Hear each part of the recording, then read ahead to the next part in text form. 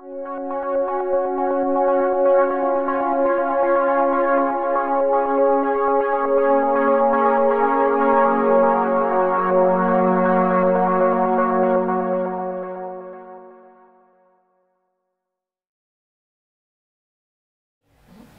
Aisha Kelly here again with Deputy Chief Carmichael, and we are doing our weekly chats trying to get the community more informed with our Walpole Coalition for Drug and Alcohol Awareness.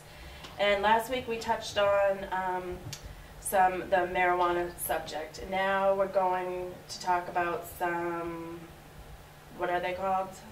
Well, basically what we call them synthetic marijuana or synthetic cocaine. Okay, and can you tell us where people can even get these? Basically, these types of substances can be bought online, or they can also be sold in head shops. We've seen them in gas stations. But mostly I think the biggest way they get it is online. Online. And, what would someone do with this?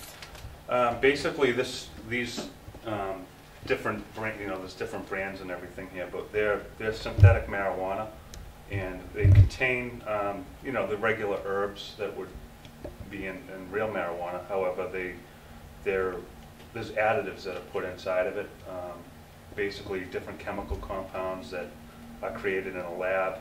They mix the chemical compounds with the herb, and then they actually can create a synthetic drug. Now that's salvia. We've heard a lot about that. Right. It's been in the press. Pop stars have been using it. Can you tell us a little bit about what happens with that?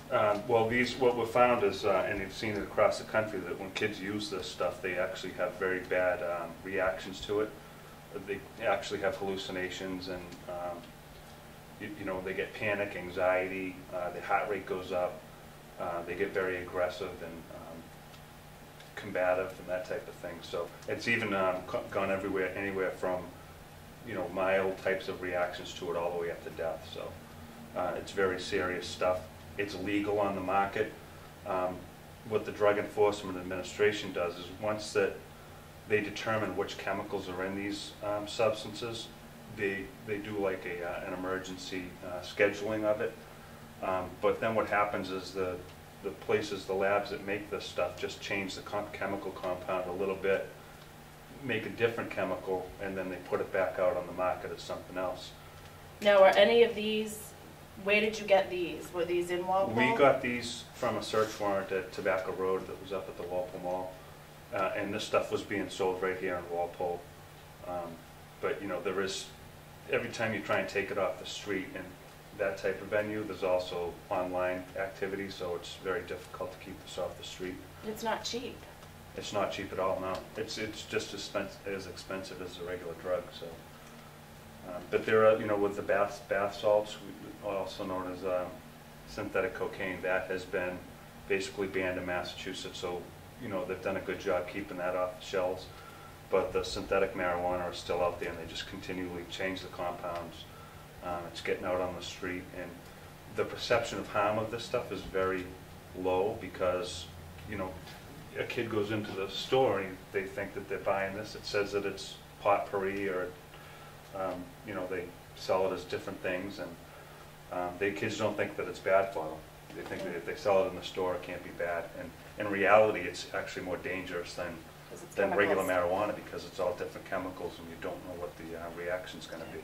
So if parents see any of this stuff lying around, what should they do?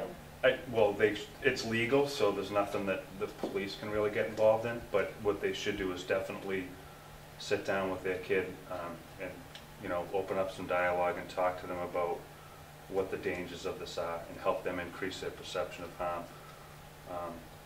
And if they have any questions, they can always call us, and we can have somebody help them out with that. Okay. Well, thank you again for coming.